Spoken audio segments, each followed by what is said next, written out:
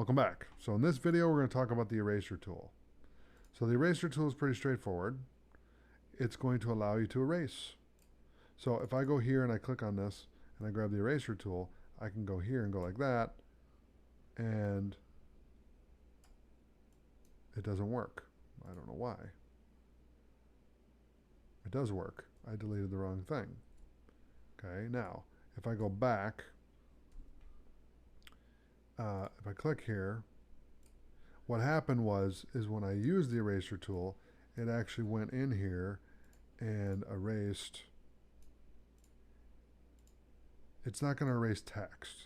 Okay, you have to have lines or stroke, which is lines. Okay, you have to have something for it to erase. So if you have text or a background, it's not going to work. Okay, you need to have, for example, you need to have something like this so that you can erase it. So one way we can work around this is if I close this down, I right click and I do a new solid, okay, and then select a different color. So let's do like a maroon color, okay. Double click on that, okay, and I do that, right? Now if I go back, let's see what happens here. Nothing happened.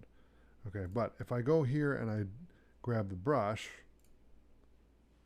okay, and I need to double click, okay, and I draw there, and then I grab the eraser,